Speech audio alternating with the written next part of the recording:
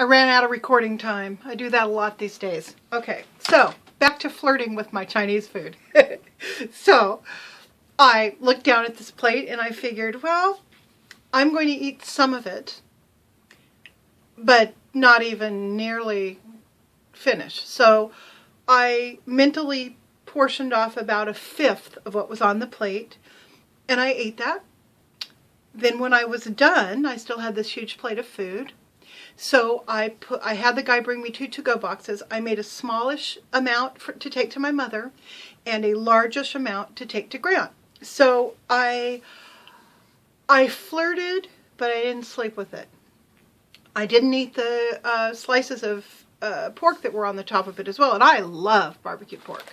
I love meat in general, and I am now meat free. So, you know, that's been part of my food style that I've had to get used to. Anyway, so that is one way you can flirt. Now, another way you can flirt is you're really craving something like, let's say, let's use the Doritos analogy. Man, you want some Doritos.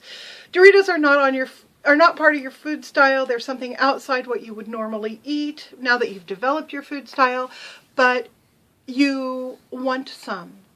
So, you can choose to flirt with the Doritos.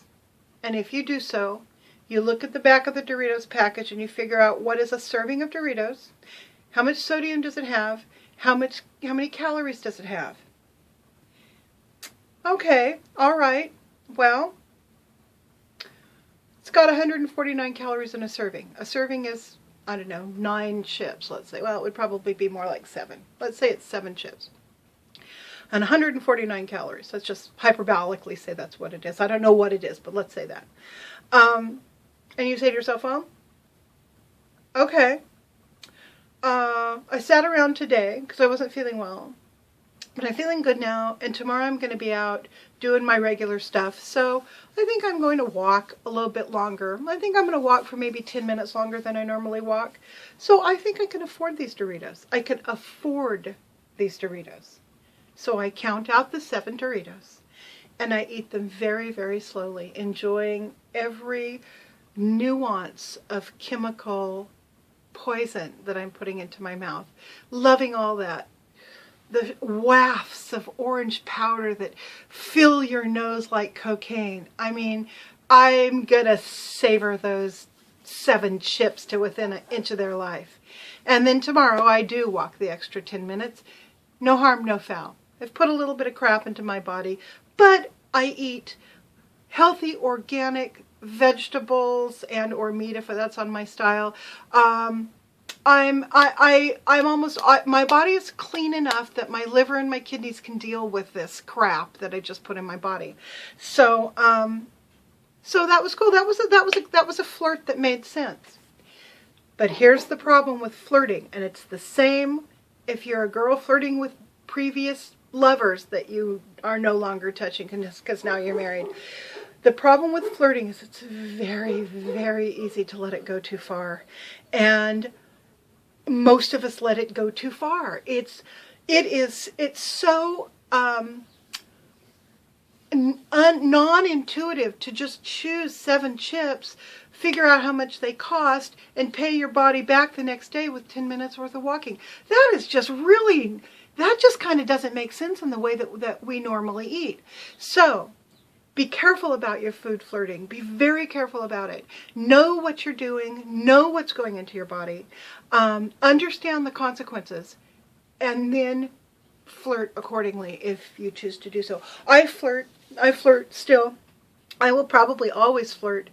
But the further I get into understanding my own food style and getting it engineered, the more I understand things like the Doritos, and the more I can incorporate healthy flirt choice, not healthy, I mean contained, let's call it contained flirting choices, because invariably they're not healthy. That Chinese food was not healthy. It was full of probably MSG. They say they don't put it in there, but I would bet it's there. Salt and sugar and refined flour, and God only knows what else was in it. Very tasty, but definitely not part of my new food style. It was a flirt. And it was a flirt I managed to get through okay. I don't always get through flirts okay. For example, last week I had an accident. That's what I call these. When I flirt and it goes too far, it becomes an accident. With tortillas. I made the mistake of not eating at lunch. I ate breakfast, didn't eat lunch. By the time dinner rolled around, I was famished, just famished. So I stir-fried myself up a big old platter, a skillet full of vegetables. The vegetables were looking good, so I threw in some cashews. Boy, that was looking good. So I put some crunched up chips on top. I keep adding calories, right? Not bad necessarily, but that's what I was doing. I was bringing the calories up. Then I was thinking, that would be great on a burrito. So I went to the refrigerator. I found, I guess, 6 burritos. Six tortillas, and Grant always bought the kind that you needed to cook. So you put them on the pan, and they cook up, and they're wonderful. So instead of pulling 2 of those out, cooking them up, slapping my vegetables on there and being fine, I cooked up all 6. I ate 2 of them with a couple big hunks of butter, like maybe 4 pats of butter. I made the other 4. I slapped all this vegetable into them and wrapped them up. But before I did that, I emptied out the rest of my bottled buttermilk dressing that's so bad for me that I just ended up throwing the rest away. I'm done with it. And I ate all of that. Oh yeah, no, I put a little bit of honey in the whole thing because hey, I'm already in bed with the guy. I might as well take my clothes off, right? So I just had this huge piles of dinner food. And then I ate more cashews, about a quarter of a cup worth, with, I don't know, a couple tablespoons of chocolate chips.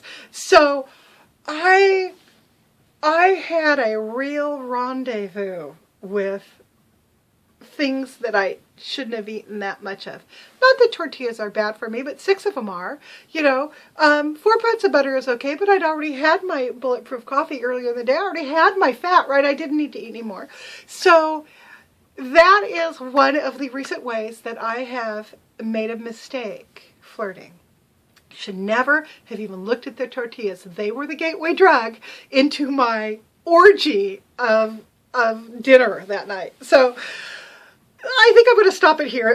We'll stop with the flirting. There is so much more I want to talk about, and I didn't cover everything. So, there are a lot of holes in what I said. So feel free to bring those to my attention if you're so inclined.